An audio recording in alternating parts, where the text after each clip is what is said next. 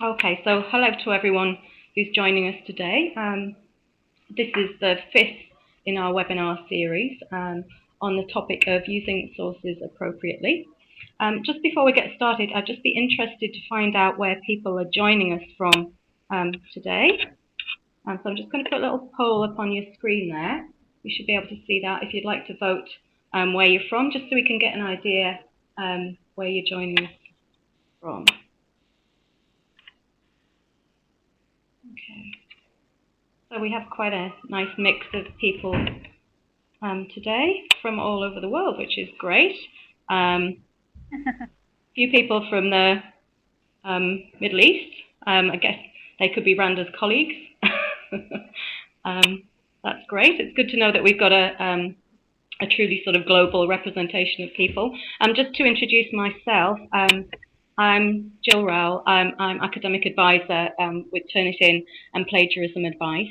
As I said, this is the fifth in a series of 6 webinars that we've been running on topics surrounding academic integrity, using sources appropriately, and plagiarism, of course. All of the webinars are on our website, and if you've missed any of the webinars previously, there are recordings of all the webinars available on www.plagiarismadvice.org. Our final webinar next week will be from a colleague at the University of Leeds. I'll tell you a little bit more about that in a second. So the webinars have been run by members of what we call our academic network. So this is a group of people from around the world who have an interest in academic integrity and addressing plagiarism at their institution. So they're all considered to be, experts and people who have an interest in the field. So we've had some great presentations so far, and I'm sure we'll have a great presentation today. There is a tip sheet which supports this week's webinar, which I'm just putting up on your screen now. You can access this from plagiarismadvice.org, the URL's at the top there, and I will send everyone who's attending details of where they can get access to that. But that is really the sort of the theory, if you like, and what Randa's going to do in her session is really talk around some of the issues about using electronic sources appropriately. Good practice in doing this from her perspective, and share some of her experiences, obviously. Okay, so the format of the session will be that Randa's going to share her experiences with us. She's got some slides. She'll take breaks throughout the session where we can collate questions from you and also your comments. If you have any questions and comments as Randa's speaking, please enter them into the chat window, and we'll do our best to collate those and put them to Randa when she takes a break. Okay, so I'm just going to get Randa's slides up on the screen for you.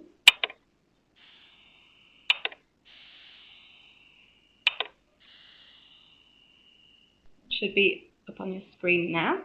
Okay, so joining us this week is Randa Al-Chidiac. Randa has been working on the front line of academic integrity since 2002 as a librarian. In her previous role as electronic sources librarian at the University of Balamand in Lebanon, she was something of a plagiarism guru. She seemed to do everything, reading her CV. She looked at drafting policies. She looked at general raising awareness for staff and students, and she provided training on using Turnitin. So she was kind of very active in that area. Her interest has continued in her current role as the executive director of the library at the Holy Spirit University in Kasilik, and also as president of the Lebanese Library Association. So she clearly has a commitment to making other librarians in the region better equipped to addressing plagiarism and to ensuring academic integrity. I first met Randa back in January when she took part in our first Middle East Academic Integrity Conference. She shared her experiences with colleagues from the Middle East at that event. So hopefully she's going to share her experiences with you today. So I'll hand straight over to Randa and thank her for joining us today. Over to you, Randa. Hello, Jill. Hello, everyone.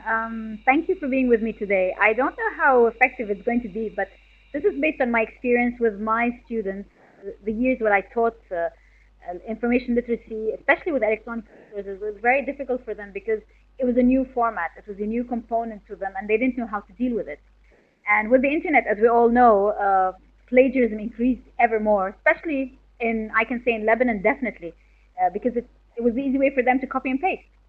So what we actually went through was we had courses in the university that would uh, explain to students the more important things about how they would use their electronic resources more effectively. And then we found out that maybe we had to do this for faculty members as well. And this is what we actually did. So we actually took the courses that we gave the students and we turned it a bit round, and then we started targeting faculty members on the actual way it should be done. So this is my experience. Please share your questions, share your experience with me. I would love to learn what you went through as well. Um, I think the very first thing I can say is that with the electronic resources, our students started to get lost in the vast amount of information. Some was relevant, some was not relevant, some was credible, some was not credible. All the questions we have in our minds, we went through them as well. Um, we were overwhelmed as librarians, not to say the students, not to say faculty members, and their conception of what is acceptable in a research paper as a reference or what is not acceptable. So we have to go into talking about search skills. And this is very important for faculty members, for students, and for anyone who does give a session in a school, university, college, or whatever. It's very important because, first of all, you would be able to quickly locate the required information. You would be able to quickly validate the information that students present to you, if it's located there or not located there, or if it is valid or not. And then I know for myself, sometimes I have students who walk in and they get frustrated because they found a piece of information, they can't find it again, or because they type in 2 keywords and then they get this big vast of information. And I think you all know where they type their keywords, into Google search, because to them, that's it. The mother of the encyclopedia of all information is Google, unfortunately, and then you have to go back and explain that no, it isn't Google to them. So this is something. So the skills that we started planning, we have a whole range of methods and methodologies to teach online skills. The plan we decided to follow is to begin with the very beginning, is to actually plan the search. Some of our students don't even think of brainstorming. They don't think of thinking of what is required before they actually go online. So we have to make them sit down. You have to make them sit down to plan the search, to think of exactly what they want. What is it your instructor wants from you? What is it that you actually want to include in this paper before you start writing? So the brainstorming part and the actual planning part is very important. Then it's entering the search, and that's a whole other presentation of combination of keywords, Boolean searching, phrase searching, and everything that comes with it. And then, of course, students sometimes don't modify or review what they've actually entered or the material that they've acquired from the search. They might get 1 million results, they might get 5 results, or they might get results that have nothing to do with the search they are working on. So this is something that we have to discuss with them before we actually ask them to go and do the research, so that they don't get frustrated from what's happening with them. So the identifying or planning part deals with identifying keywords and phrases. Our students sometimes find it very difficult to decide what is an important keyword and what isn't an important keyword. So you have to actually think and critically analyze what the topic is. Don't just ask your students to go and work on a paper and leave them dangling. Try to help them to actually go through the process of narrowing the subject with them. Go through the process of discussing what is too broad or too narrow a subject for them to work on. What are the important keywords? For example, causes and effects might not be an important keyword in a search, but if they get 1 million results, then maybe they should add causes, effects, advantages, disadvantages, and all the other keywords that come to mind. The example you have in front of you is a very simple. The reason I have this as an example is to show you, for example, it's not the question that is important, it's actually picking out what is important in this question. Effect, what the effect does smoking in movies have on teenagers and their decisions about whether or not to smoke. Out of all these words, the most important words are smoking, movies, teenagers. Now, a word that you might think is very important is the effect of smoking. I would leave that on the side as a, let's say, as my joker, in case I'm going to refer to it later on or not. So, and then another part is to think of synonyms and related terms. This is where students are really blocked. They just think, okay, oh, we have the questions, we have the words, let's go on with that. That's not the important part. The important is broaden your minds a bit, broaden your perspectives a bit, because in the end, you're typing words into a computer and it's not thinking the way humans think. That's an example I always tell them. Computers speak in bytes, we speak in languages, so they have to know. They don't know the difference. This and that. You have abbreviations in the English language. You have a lot of synonyms like personnel management in other books and articles discussed as human resource management, people management. You have American, British spelling, organization, murder. You have singulars, plurals. Always keep your options open. Don't just limit yourself to those words and that's it. They're there in front of you.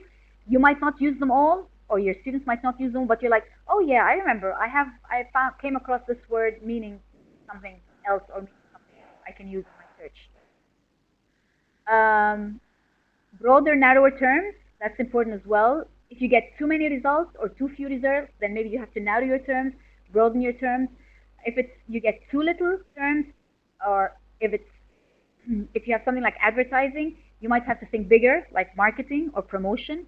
If you're working on education, you might have to narrow it a bit down. What aspect of education? Higher education, intermediate education, what form are you working on? Education is too broad a term to use for research, just like the word psychology, for example. Then you come to something, let them draw concept maps. That's the brainstorming part of it. The first concept map, it starts with transferring any topic into a question. I tell my students this because it's like, for every question, there has to be an answer. If your answer is yes or no, that's not the correct question to start with. You have to go back and deal with what, why, where questions to actually come up with a research paper, or I don't know, it depends on a project, the term paper, it depends on the length of your project also. So you move on from the sentence or structure, but once you have a question, it's clearer to you where you're going or where you're heading. What effect does smoking in movies have on teenagers and their decisions about whether or not? That's where you start from. And then you start, oh, okay. And then they start thinking of the possibilities of where they have. And they might come and discuss it with you as instructors. And it's very important that you as instructors be visible to your students, that you are there, you're approachable at every step of the process, of the research process. They don't want to be left hanging on their own. Okay, the librarian can help. I'm a librarian. I'm willing to help. But in the end, it's the instructor who decides what is acceptable and what's not acceptable. You're the ones who guide them on where to go on in their search. Once they've come up with the question, once they've come up with the keywords, then they can come to the librarians and say, okay, I think this is something, this is applicable, let me help you now, okay? So the concept map looks something like this. If you have the concept of smoking, you have to think of a synonym, cigarette, tobacco, depends. You have to think of movies, you would come up with film, cinema, teenagers, adolescents, and if you'll notice, I'm using the Boolean operators to link my concepts. The synonyms I link with or, and the related concepts I link with and. This is another way to indirectly show students the Boolean operators and what they're used for, okay? And they can start their search from there and move as long as they want. I think we're supposed to have our break now, just for me to take some breath, and for your questions, if there are any.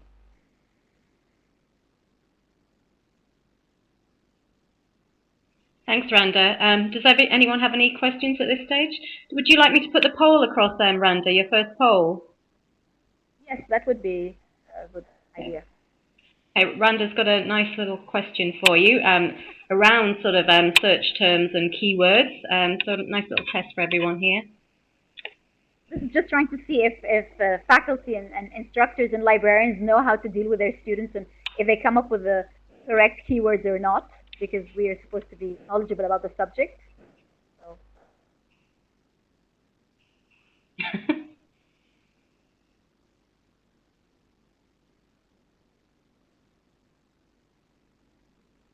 I don't know what the right answer to this one is, so I hope Randa's going to help us here.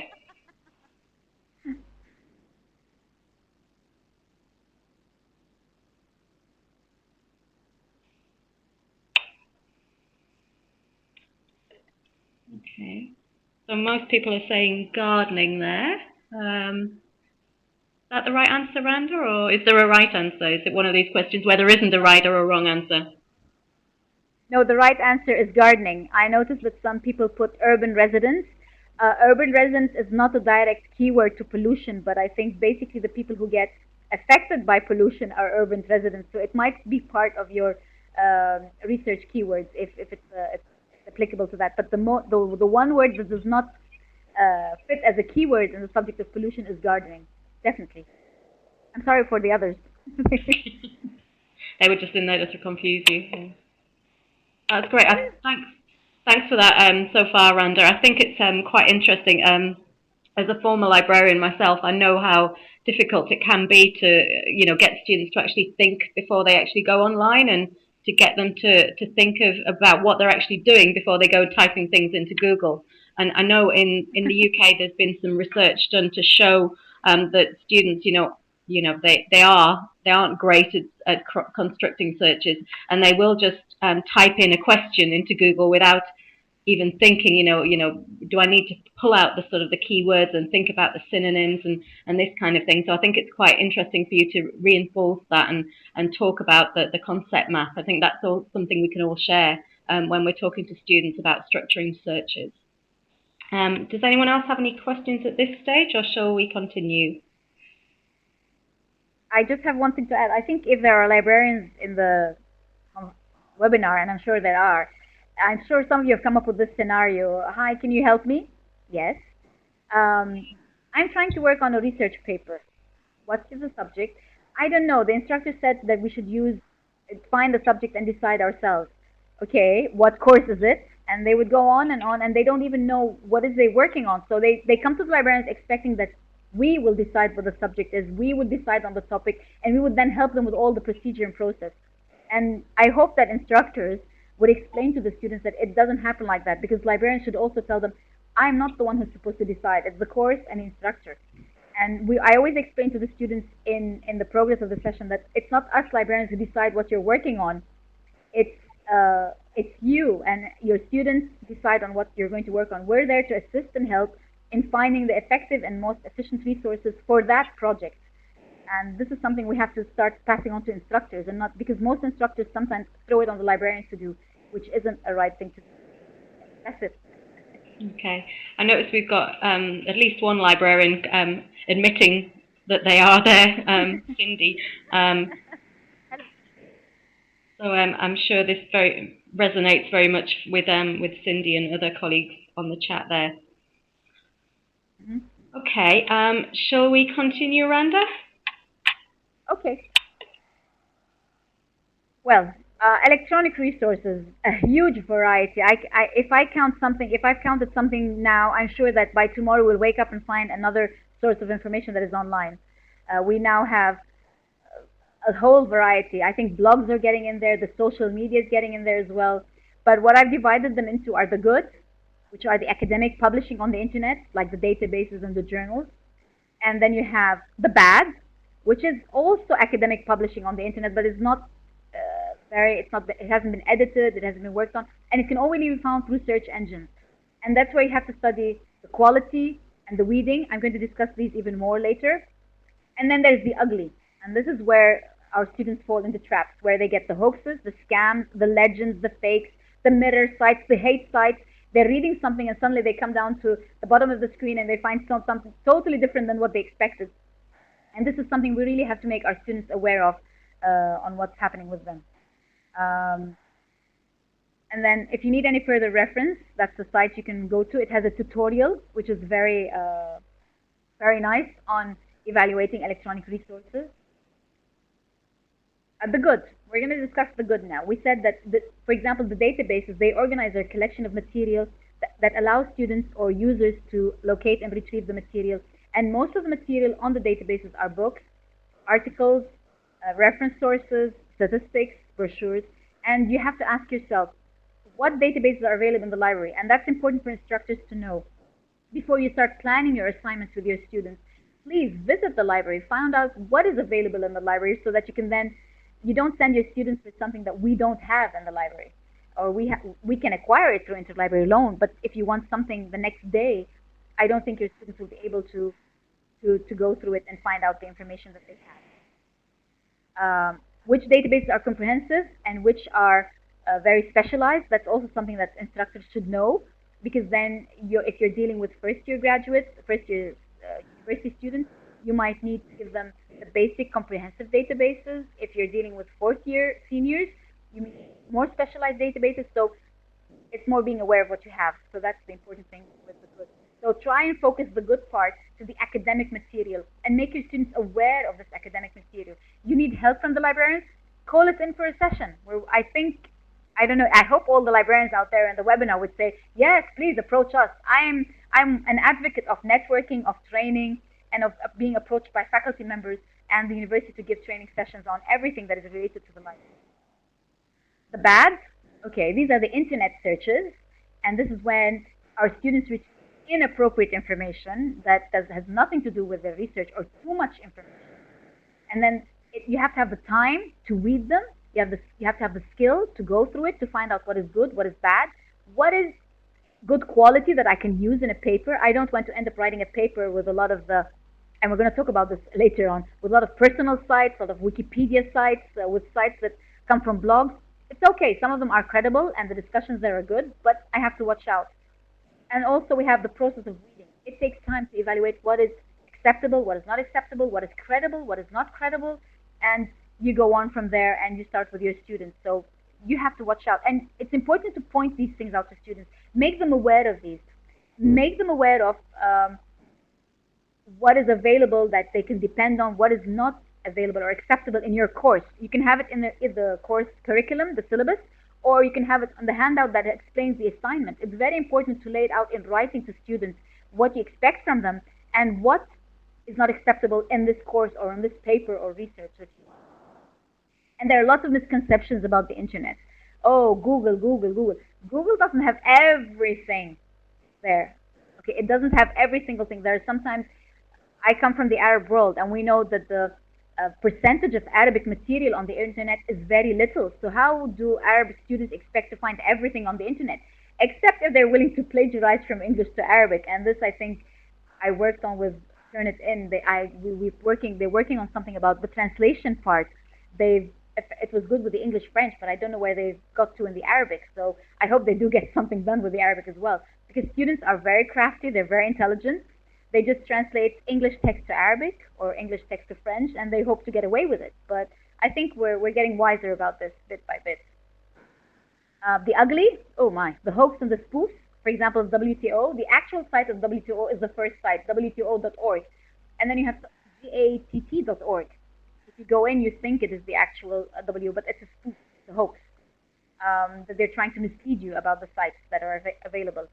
Parody, for example, you have World Bank and World Bank. Notice the pronunciation, World Bank and World Bank. That's a parody. And then you have things like urban legends, crime warnings, free offers, computer virus warnings. They send them emails and they put them on the sites and they get you download something and you go in lots of trouble. Scams and frauds. These emails, I'm sad to say that the Nigerian 419, because I was born in Nigeria, so the email frauds from Nigeria aren't very nice. The lotteries and the prize draws, and I think the most effective lottery in the Arab world is the green card to the USA, and everyone goes in and clicks on it and starts working with that. And then you have something like the hate sites. For example, the martinluther.org. There are hate sites against Martin Luther, and what it would be saying and what it would be saying. So these are things. Show the examples to your students. Open the sites. If your university does not allow access to these sites, just say that I just need access for 1 hour just to show an example to students what is a hoax, what is a parody, and what to watch out for to not do the same mistake again.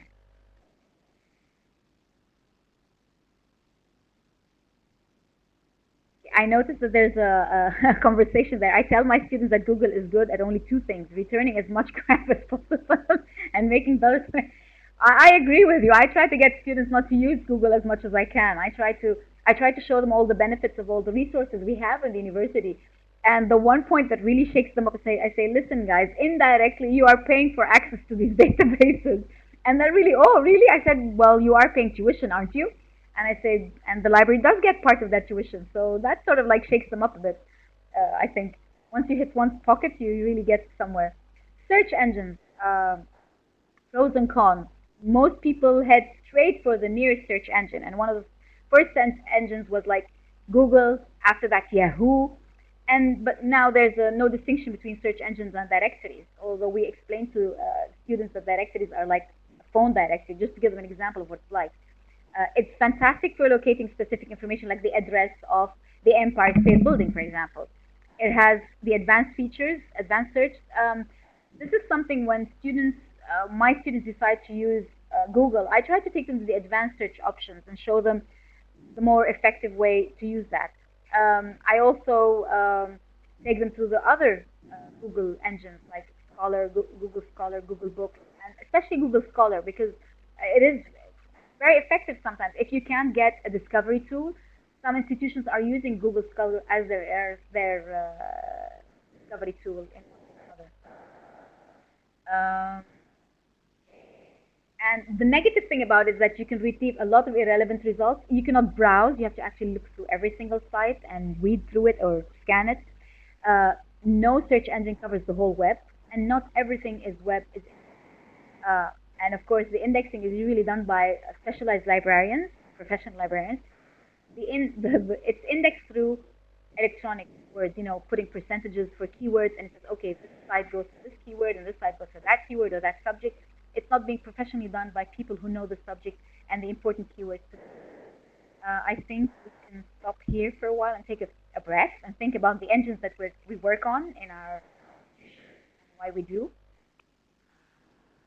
Yes. Thanks, Randa. There seems to be quite a lot of discussion there about. No, I'm trying to keep up with it. I can't. About Google. I actually used to be a cataloging librarian. I used to index things, and yeah, I kind of know that. I stopped doing it after a while, but I do sympathise with librarians who are spending all their time indexing things. It's a lot easier now, in the advent of electronic sources. But I used to do a lot of it manually as well, which took a long time. Okay, does anyone have any questions or comments at this stage? Just a couple of comments that have come up through the chat window that we can share with you. That generally just the discussion about search topics that students do have problems narrowing down their search topics, and it's perhaps something that we maybe need to give more guidance on, just echoing what Randa said earlier. And also, students expecting their librarian or their tutor to do everything for them, that's quite common, where obviously, which is fine at the very beginning of their academic career, but as they, get more proficient, we want them to be doing that themselves. I think. And we cannot. Sorry, go on. The best way to get students to think about how to narrow their topic is actually go through a whole exercise with them and repeat it and repeat it, and ask them to do that exercise by showing them a list of questions that they can go through to actually come up from a major subject. Well, you have to differentiate between a subject and a topic. And in the end, they just filter down until they come to a topic that they can, when the students, the first thing you ask them when they give you a subject is, I can write an encyclopedia about euthanasia, okay? But can I go down less and less? And in the end, you don't want your students to always choose the traditional topics. I know I've gotten very sick of reading about the disadvantages of smoking and euthanasia and abortion and this and that. You want them to go out of the box a bit. And I think this is where librarians can help a bit, not totally, but get them to go out. But as long as the professors discuss issues or the teachers discuss issues with the librarians, then the librarians are aware ahead of time what to expect and how to guide the students around something. And definitely, professors are not asked to hold the hands of their students and assign specific topics for them, because in the end, this is a student, and you want to get them interested in the research project they're working on. You want to give them topics they're interested in. You can give them general subjects, but then they can narrow it down to topics. So from one subject, 5 students can be working on different topics from that subject, but it's because it's something they want to work on, then they're more enthusiastic about doing the work and finding the research and the resources to work on. That's my personal experience after teaching that course, or the courses. I think one other point to mention about search engines is that for all the disadvantages of using a search engines are often very good at finding quite specific topics of research that may not necessarily make their way into peer-reviewed journals. So they can be very useful for uncovering sort of minority views, if you like, that wouldn't get to the peer review process. So there are benefits, obviously, of using it, and I think we should, keep that in mind when we're talking about using search engines. Yep. There's somewhat a comment there from Shif. Yeah, is that the copyright one, yeah? Yes. The copyright one, yeah. Okay. We'll just move this one across for you. Okay, so Randa's got another question for you. I'm a librarian and an instructor, but first a librarian. Is the course curriculum that you taught available? Well, it is available, but I believe it should be reviewed a little bit, and don't just adopt anything that one institution. You can take it and adapt it to your institution. I don't mind at all, and we can discuss it further, Cindy. If you'd like, we can share. You have my email. It's in the presentation, and we can email each other if you want.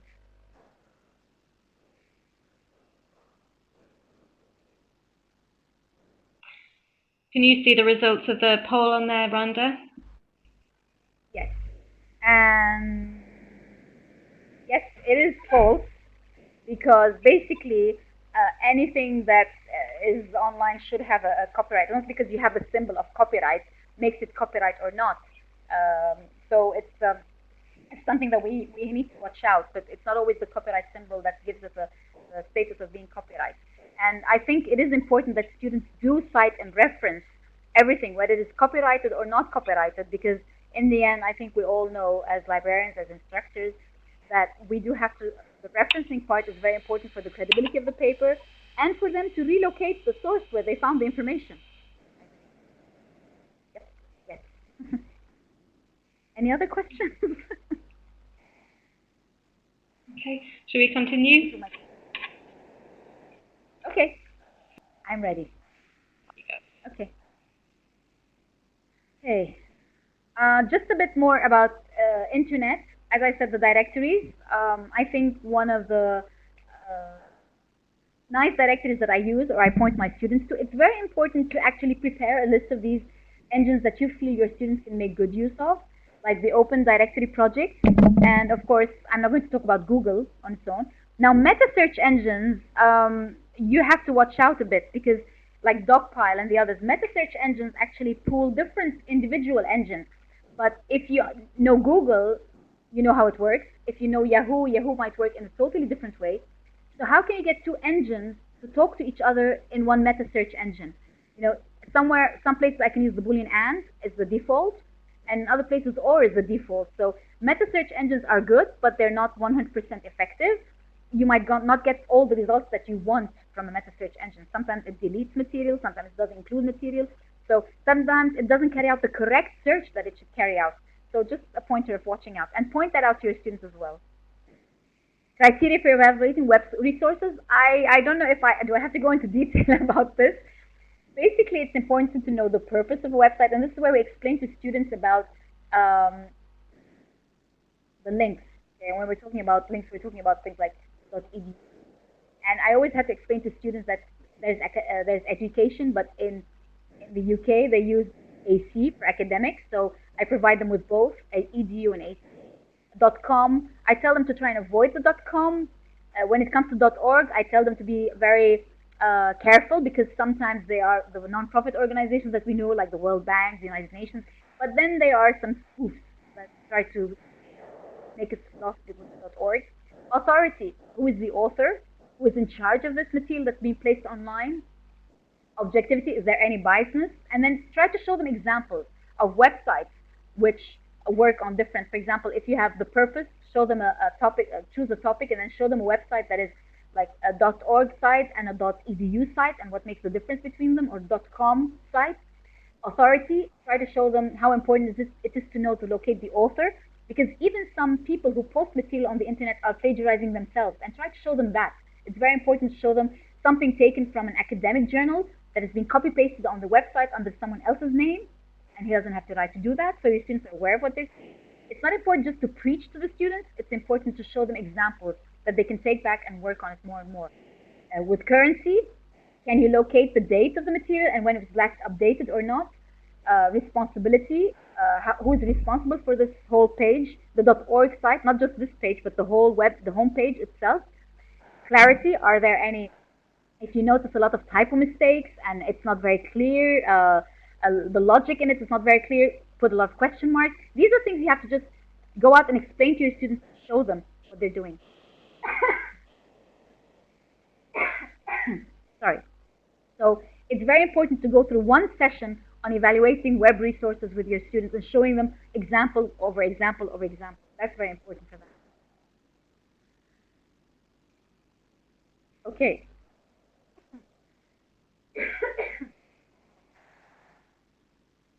Okay.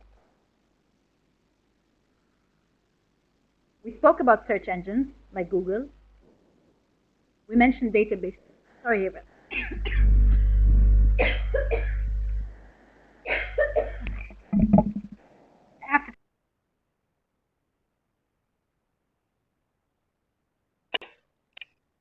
Okay, does anyone have any further comments while Randa just goes and gets a drink?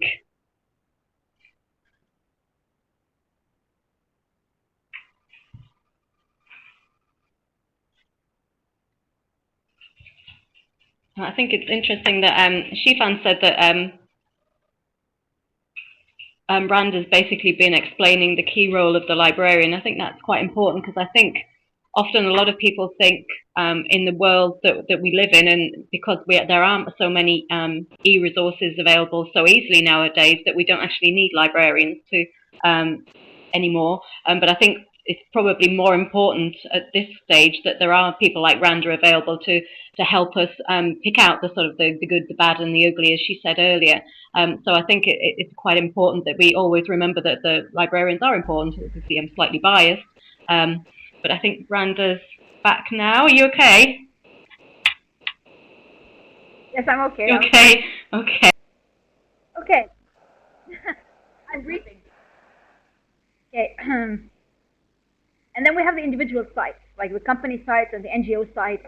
And if you feel for a certain project your students need to go into some of these sites, make a list of them. Prepare a list for your students.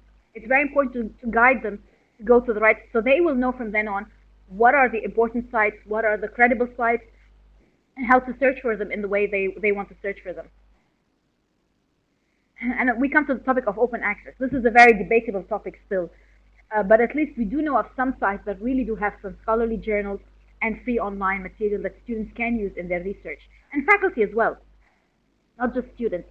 So like DOAJ is one of the oldest, and try to explain your students about this. It's free, but sometimes they still have to watch out a bit about what is accepted, what is not, and let them talk to your faculty. Don't just stay on the sidelines and not accept anything from anywhere. No, no, no, no, no, no, no, no. I remember once a student came in after he took the course with me and says, "I'm sorry, but my instructor does not accept any online articles."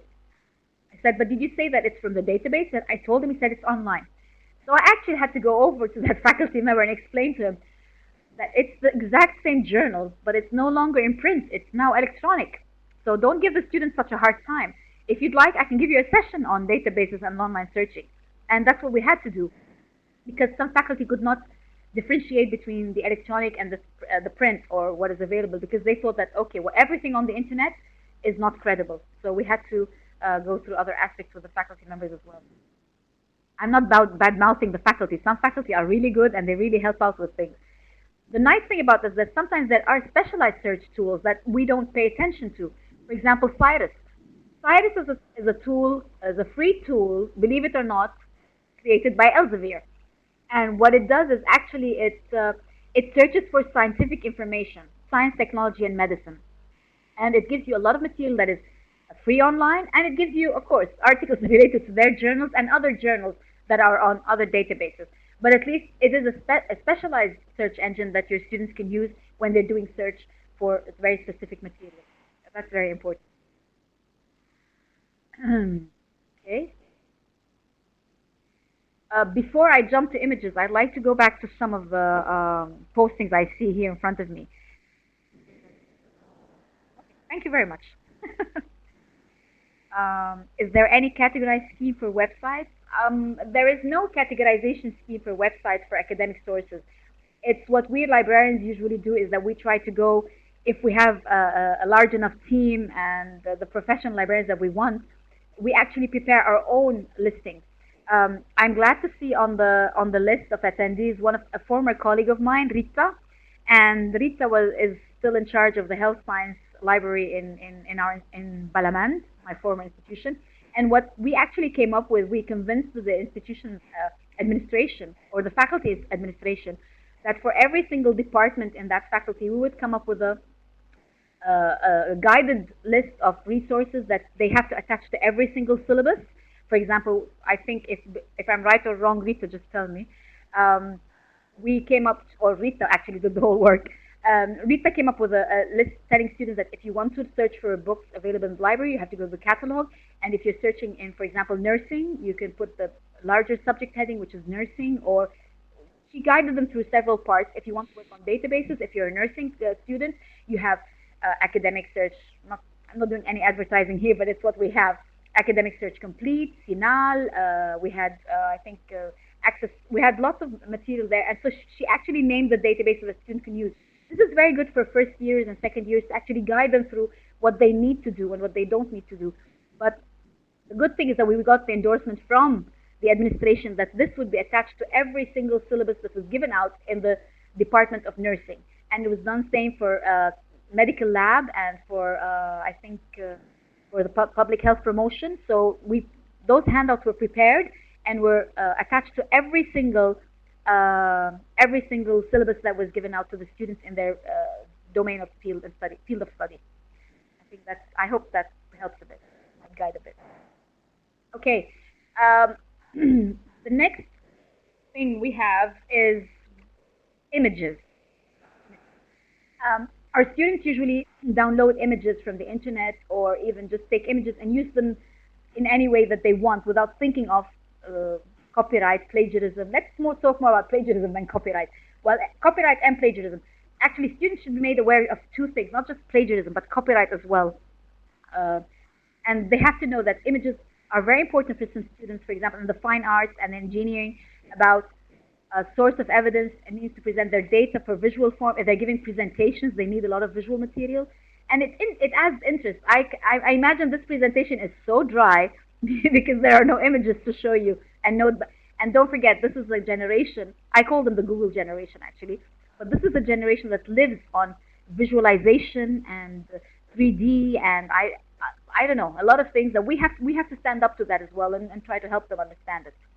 So the problem with using Google Images is that you don't always know where the source is from, and sometimes it's not accurate information that they provide. So you have to watch out here as well and tell your students or your users to also watch out for that information. And copyright is very important. In some cases, you have to obtain permission before you actually use the image in any form. And there are some Creative Commons licenses. I don't think it's available in all countries, but in some countries. So now we're not asking faculty to go and read the copyright rules of every single country. It'd be nice. I think as faculty, you should, if you're doing research, you should know the copyright rules of your country to know your rights in publishing. But also librarians should be aware of the copyright rules of their country to know how to guide and help users, students, and others when they're working. There are lots of public domain images out there that they can use for free. It's not protected by copyright, and this is something that is beneficial to you. If you need to cite an image, definitely you have to know who took the image, the title of the image, when it was taken, where was it found, the link, the URL link, and it's not so easy all the time. And it's very important that sometimes you need to verify this through another database, because when databases actually digitize a journal or an article, hopefully it will be the whole article as it is with all the images and everything that we need to.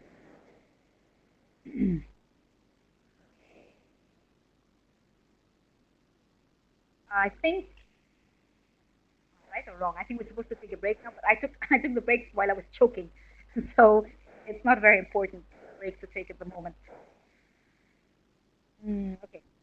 Okay, does anyone have any questions, or can I go on? Do you have a checklist to evaluate useful websites? I have several examples of checklists. Or shall we? Yeah. Someone had a question of, do you have I don't know who, I think you posted it, Jill. Do you have a checklist? Oh no, Timothy. Do you have a checklist to evaluate useful websites? I can send. This came from one of the. Yeah, we can actually we can. I mean, I think something that you mentioned earlier. Yeah. I have several examples of checklists that I. Sorry, you mentioned the Internet Detective. Yeah. the websites, right?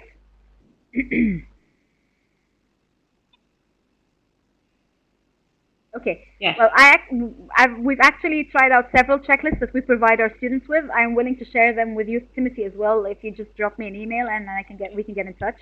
I have no problem at all. So should I go on?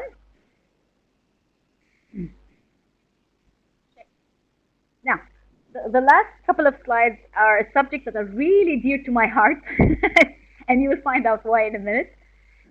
Basically, it's Wikipedia. This great nightmare that they've given us about Wikipedia, and everyone rushed to use Wikipedia. Part of my job in the University of Balamand was to actually verify a lot of these theses that come out from the master's program and the final projects from BA program, other than getting them to go through Turnitin and the plagiarism part. But I have to go through the list of references, and it was horrible to find a master's thesis with about 6 or 7 Wikipedia sites, and the faculty member saying, yeah, sure, why not? So I was like really frustrated being the electronic resource librarian and having to work so hard to provide the material that we believe is credible and all the material that they can actually find through the databases that are on Wikipedia. So we actually came out with extensive sessions about Wikipedia. We showed them examples that are not acceptable. And this is my final conclusion. We got this through an article we received through the Chronicle of Education, useful as a primary source on popular culture or for subjects that have not been addressed in scholarly literature, as you were discussing, Jill. For more academic topics, however, it cannot compete with the libraries, specialized encyclopedias, and online resources. And I'd like to thank the Muslim libraries because it's true. They cannot compete with what we have. Basically, so we explained to them that the use for popular culture, go to Wikipedia. For general knowledge, go for library sources. For academic topics, definitely the library sources. So even for general knowledge, they can go to Wikipedia. But it was so funny once. We were sitting there, my boss and myself, my former boss, I can say, and we were looking through the entry on Lebanon, and we went down to a listing of the presidents of Lebanon. There wasn't a single name that was the president of Lebanon. So we immediately saved that screen, and I use that in most of my training sessions, and why I don't want Wikipedia in your sessions. I don't want to see them in your papers. I don't want to see them anywhere else. So in a way, we got the message through to them. Would it be possible? Okay, dangers of Wikipedia. Useful but not authoritative. A good idea for research, but you have to verify the information.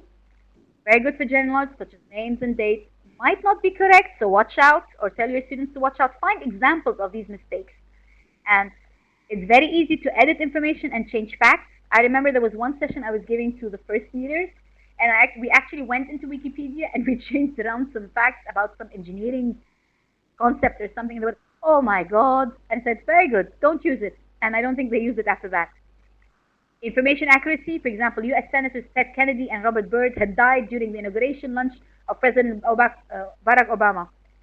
No change information, no one verified if this was correct or not, information on the website in Wikipedia. So you have to watch out, and this is not correct, by the way. So watch out what information you find and what information you find. Okay. Jill, can we put out the poll related to search? The above sites, the sites? Yes, thank you. Okay, I'm going to save your emails so I can contact you in the future. And I think you all want the checklist for the website. If you need any other material information, please just send me an email.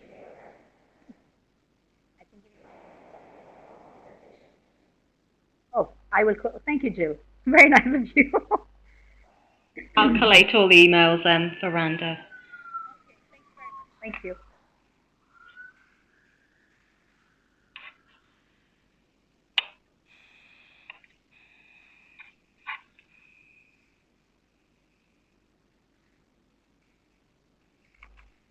Okay, so what are people saying about the references there? Okay. I just have one question.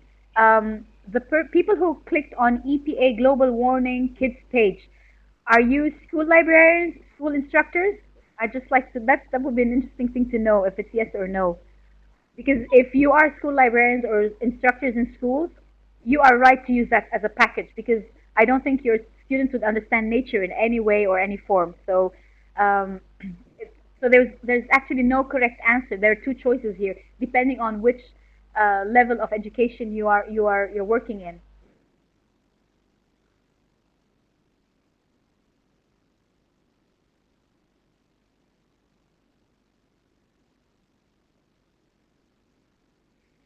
I don't mind, Cindy. It's okay. I can contact them as well. No problem.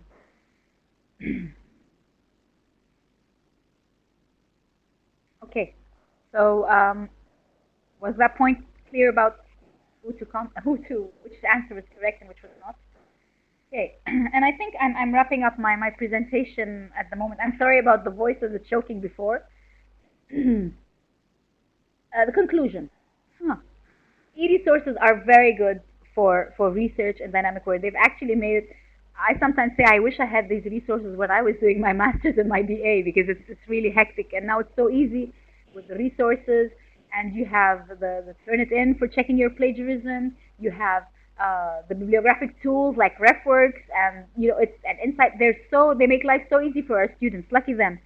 But it's important that your students know how to choose, evaluate, and cite the references. These are three steps that they have to know on what they're working on and deal with that. Word of advice: I always tell my students, consult your instructor to clarify and state the objectives and acceptable resources that they would want in their paper. So these should give your students, very important. And then always refer to your librarian to identify most appropriate resources. And I always tell the students that there are three parties in any research process, whether electronic or print or whatever you want. It's always the student himself or herself, the instructor, and the librarian. So it's a pyramid of three parties in the actual research process, and especially when it comes to research or electronic resources. So it's very important that our students are aware that it's not them working on their own, it's not the instructor who works on it, and it's very important that instructors consult librarians, well, not before beginning every single assignment, but at least asking for a quick orientation on what is available in the library to actually go out and prepare the most effective and efficient assignment that they want to provide their students to get the results that they want, not to be frustrated from their students in the end and saying you didn't get what we want and what we don't want. So that's my word of advice to all of you. And I wish you all the luck, and thank you for joining this webinar. This actually is my first experience in a webinar, and I hope I've done the right job or the correct way of presenting it. Thank you. Thanks, Randa. Should we put up your final question?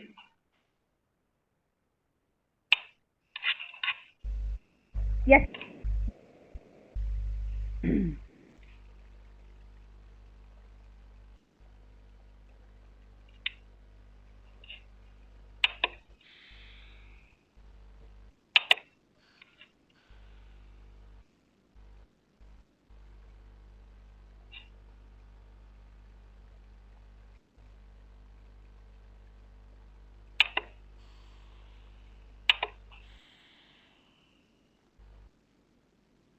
So I think that's quite a tricky question from Randa there, and it covers a lot of the things that we've been talking about in this series of webinars. So it's quite nice for Randa to reinforce what we've been talking about.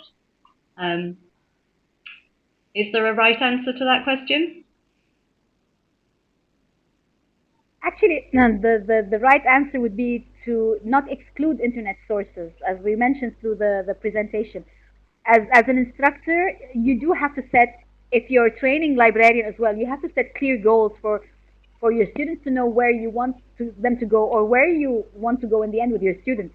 And your assignments have to be very relevant and content oriented. You can't just give them material that they don't understand what's happening.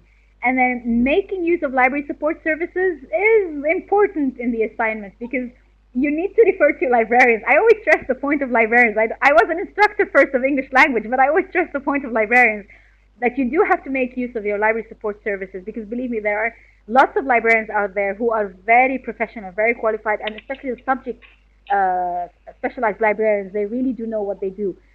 So do make effective use of your librarians and your library services, and make your students aware of those services as well. That's all I can say for now. Thanks a lot, Randa. I think that was a really, really useful presentation with lots of really useful tips and experiences that people can use at their own institution. So I'd just like to thank Randa for that, and thanked her for joining us today. I'm just going to go back to my slides from the beginning there.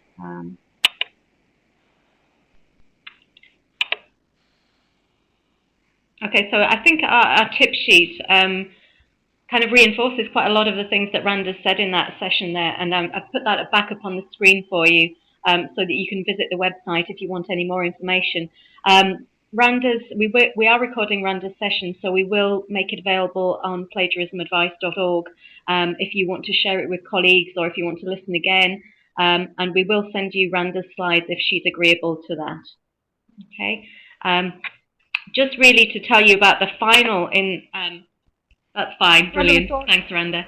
Just really to tell you about the last webinar in the series, which will take place next week at 1400 hours UK time.